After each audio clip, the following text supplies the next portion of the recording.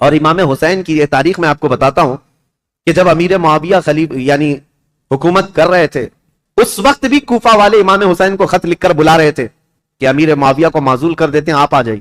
امام حسین نے منع کیا، کہا کہ میں پھر سے وہ عظیم جنگیں دیکھنا نہیں چاہتا ہوں جو میرے باپ کے زمانے میں ہوئی ہیں۔ تو حضرت امام حسین گئے نہیں، امیر معاویہ کے زمانے سے کوفہ والے خط لکھ رہے تھے، آپ آ جائیے۔ آپ جب امیر معاویہ کا انتقال ہو گیا اور یزید تخت خلافت پر بیٹھ گیا تو کوفہ والوں نے ایک میٹنگ کی۔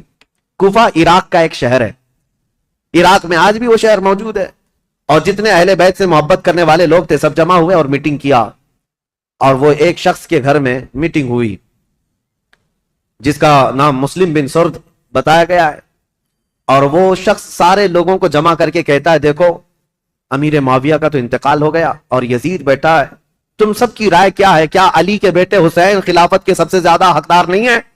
کوفہ والوں نے ایک زبان ہو کر کہا ہاں، رسول اللہ کے نواسے علی ابن ابی طالب کے بیٹے، ان سے زیادہ حقدار کون ہے؟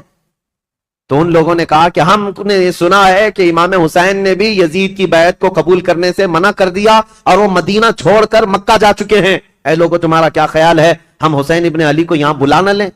ہم کوفہ بلا لیتے ہیں اور یہاں بلا کر ان کی خلافت کو تسلیم کرتے ہیں، ان کے ہاتھ میں بیعت کر لیں گے، اور پھر دھیرے دھیرے پورا حجاز امام حسین کے ہاتھ پر بیعت کر لے گا، پورا عرب بیعت کر لے گا، اور یزید کو ہم اتار دیں گے تخت خلافت سے۔ تو کوفہ والے اس بات پر سب اتفاق، اور پھر سارے لوگوں نے مل کر کے خط لکھا امام حسین کے نام پر۔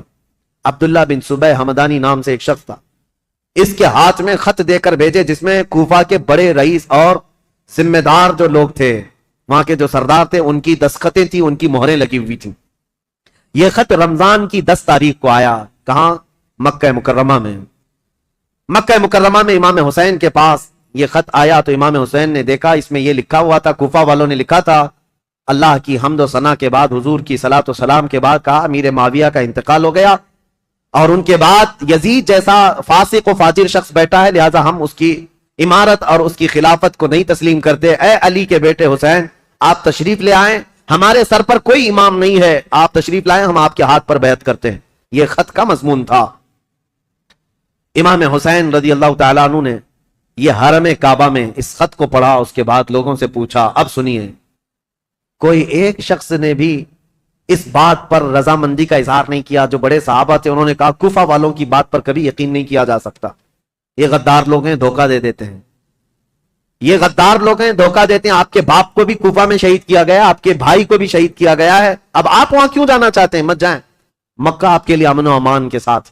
حضرت امام حسین نے ان خطوط کو نظر انداز کر دیا، لیکن 2-3 دن کے بعد تقریباً 53 یا 55 لوگ کوفہ سے چل کر کے مکہ مکرمہ آئے، اور طواف کعبہ کے بعد سب امام حسین کے پاس نظر و نیاز لے کر کے آئے، اور اس کے بعد پھر خطوط لے کر آئے، کوفہ والوں کے حالات بتائے۔ امام حسین نے دوبارہ صحابہ سے مشورہ کیا کہ کیا کرنا چاہیے، تب پھر صحابہ نے وہی بات کی، کوفہ والے غدار قسم کے لوگ ہیں، طبیعت کے اندر ان کے استقامت نہیں، کسی ایک بات پر جمتے نہیں ہیں، آپ مت جائیں۔ دوسری مرتبہ بھی امام حسین صبر کر کے رہ گئے، رمضان کا مہینہ ختم ہونے کو آیا، تقریباً خطوط کا سلسلہ جاری رہا، اتنے کہ 10,000 کے قریب لوگوں نے امام حسین کو دعوت دی، اور اخیر میں یہ دعوت دی کہ اے حسین ابن علی، کل قیامت کے دن اگر اللہ تعالی ہم سے یہ سوال کر لے کہ فاسق و فاجر معاویہ کے بیٹے سے تم نے بیعت کیسے کی، اس کو امیر کیسے بنایا، تو ہم اللہ کی بارگاہ میں قیامت میں یہ جواب دیں گے کہ اے رب العالمین، ہم نے تو رسول اللہ کے نواسے کو بلایا تھا مگر انہوں نے انکار کیا، تو ہمارے پاس کوئی چارہ نہیں تھا، اس لیے ہم نے یزید کی بیعت کر لی۔ یہ تو ایموشنل بلیک میلنگ ہے۔ بہت سارے لوگ آج ہمیں یوں بولتے ہیں، پروگرام کی تاریخ دے دیجئے نہیں تو پورا علاقہ دیوبندی ہو جائے،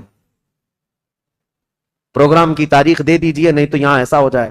میرے عزیزو، تمہارے ذمے بھی تو کچھ ہے، تمہارے ذمے بھی تو کوئی چیزیں ہیں۔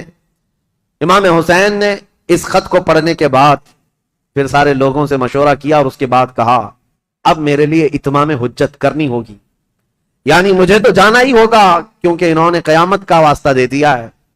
تو 1000 لوگوں نے مکہ مکرمہ میں آپ کو روکنے کی کوشش کی، آپ نہ رکے، حتیٰ کہ ذی الحجہ کا مہینہ ہے، حج کے لیے سارے قافلے مکہ آ رہے ہیں، مکہ مکرمہ آ رہے ہیں، اور امام حسین یہاں سے نکلنے پر تلے ہوئے ہیں۔ لیکن اس سے پہلے امام حسین رمضان سے لے کر ذی الحجہ تک یہ بحث مباحثہ ہوتا رہا، اور عام بات نہیں ہے، عام بحث و مباحثہ نہیں ہے.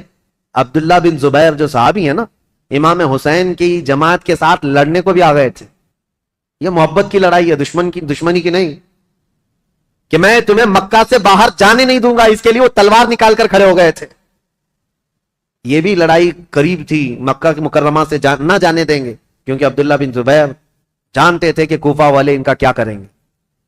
تو پھر امام حسین رمضان کے بعد بھی رک گئے. جب امام حسین اصرار کرنے لگے بار بار، تو چند صحابہ آئے اور ان سے مشورتاً یہ کہا کہ اگر آپ کو جانا ہی ہے اور کوفہ والوں کے بارے میں آپ یہ کہہ رہے ہیں کہ یہ ہزاروں لوگ بیعت قبول کرنے کو تیار ہیں، تو آپ نہ جاتے ہوئے پہلے اپنے خاندان کے کسی معتمد شخص کو وکیل بنا کر بھیجیں، اور وہ جا کر کے براہ راست حالات دیکھے گا اور وہ خبر دے گا، تب آپ جائیے. ان کے خطوں کے بھروسے پر مت جائیے، ان کے خط اور ان کے بولیوں پر مت جائیے. تو امام حسین نے اس مشورے کو تسلیم کر لیا. پھر اپنے بھائی مسلم بن عقیل کو، چچیرے بھائی تھے حضرت امام مسلم بن عقیل جو ہیں، یہ حضرت امام حسین کے چچیرے بھائی، حضرت عقیل حضرت علی کے سگے بھائی. تو مسلم بن عقیل سے آپ بڑی محبت رکھتے تھے اور معتمد بھی تھے امام حسین کے. بلایا اور کہا کہ بھائی تم جاؤ کوفہ اور میری جانب سے وہاں لوگوں سے بیعت لے لینا وکیل بن کر، اور حالات دیکھ کر کے مجھے خبر کر دینا. یہ تاریخ ہے. ایک طرف یزید ساری جگہوں پر اپنے سخت گیر حکام کو نافذ کر چکا ہے، بہت جلاد قسم کے گورنروں کو بٹھایا ہوا ہے، اور ایک طرف امام حسین رضی اللہ تعالیٰ عنہ اور ان کے حامیوں کا یہ ایک طریقے سے معاملہ چل رہا تھا. خلافت کو لے کر کے یہ باتیں چلی رہی تھی. تو حضرت امام حسین نے جب اپنے بھائی امام مسلم کو بھیجا تو وہ نکلے کوفہ کے لیے. اور جب وہ کوفہ جا رہے تھے تو تاریخ میں موجود ہے امام مسلم بن عقیل کے دو چھوٹے بچے محمد اور ابراہیم بھی ساتھ ہو گئے، کیونکہ وہ باپ کے بغیر رہتے نہیں تھے. امام مسلم بن عقیل اپنے دو بچوں کے ساتھ کوفہ کے لیے روانہ ہوئے. جیسے کوفہ میں آئے، کوفہ والے جوق در جوق امام مسلم کا استقبال کرتے ہیں، اور اتنی بڑی تعداد میں استقبال کیا کہ تقریباً ایک ہی رات میں 12,000 لوگ آپ کے ہاتھ پر بیعت کیے. 12,000 لوگ امام مسلم بن عقیل کے ہاتھ پر امام حسین کا وکیل سمجھ کر بیعت کیا.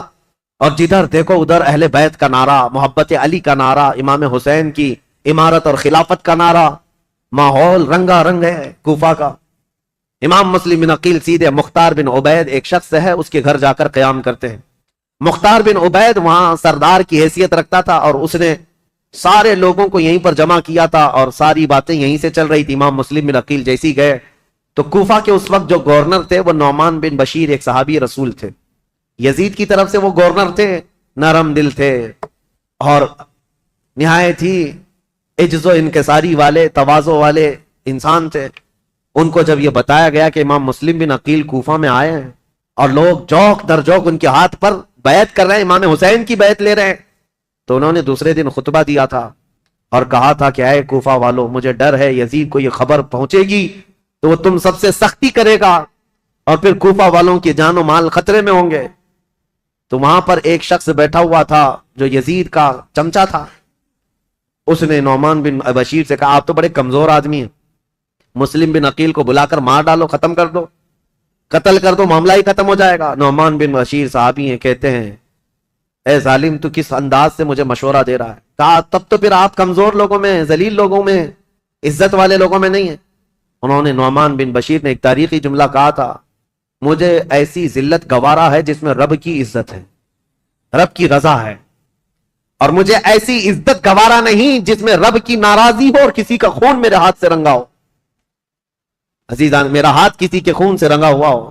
حضرت نعمان بن بشیر اتر گئے اور یزیدی جو وہاں موجود تھے حامی، انہوں نے خط لکھ کر کے یزید کو پہنچا دیا کہ دیکھو یہاں پر تو مسلم بن عقیل آئے ہیں اور حسین نے خلافت کا دعویٰ کر ہی دیا ہے، جس کا تمہیں خطرہ تھا وہ خطرہ آ گیا، اور کوفہ والے جوق در جوق بیعت کر رہے ہیں. یزید کو کب یہ بات ہضم ہوتی؟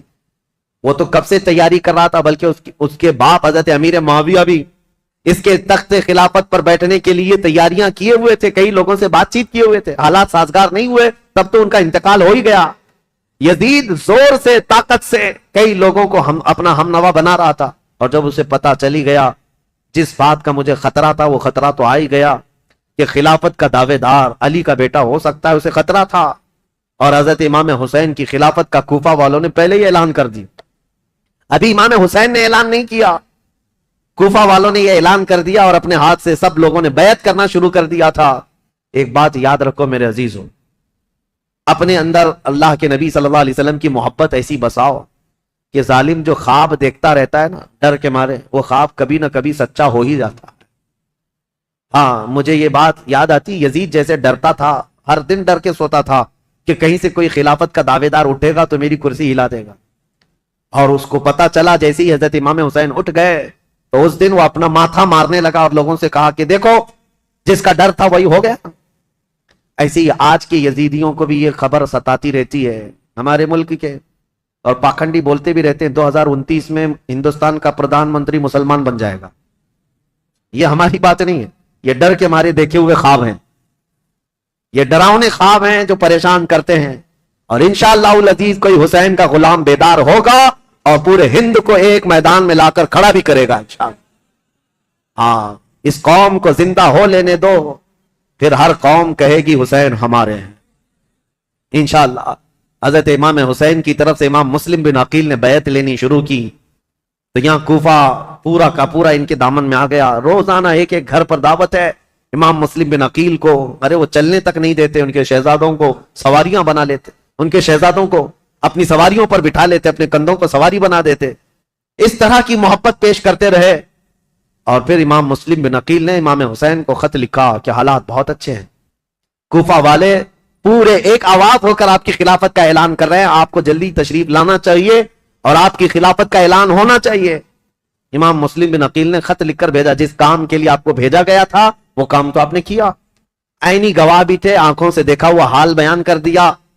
اب امام حسین کے پاس جب یہ خط آیا تو اب مجھے بتاؤ، مکہ والے جو صحابہ امام حسین کو روک رہے تھے مت جاؤ مت جاؤ، امام حسین نے کہا تمہارے مشورے پر میں اپنے بھائی کو بھیجا. میرے بھائی نے بھی وہی خبر دی جو کوفہ والے اپنے خطوں میں لکھ کر کے بھیج رہے تھے. میرے بھائی پر تو مجھے اعتماد ہے، انہوں نے جو دیکھا وہ سچ بتایا. یہ خط تو آیا لیکن یزید کے ہاں سے جو معاملات سنگ دل کے بدلے اس طرح کہ اس نے مروان بن حکم کو بلایا اور پوچھا کہ یہ اس فتنے کو کیسے ختم کریں، یہ بغاوت کو کیسے سرو کریں.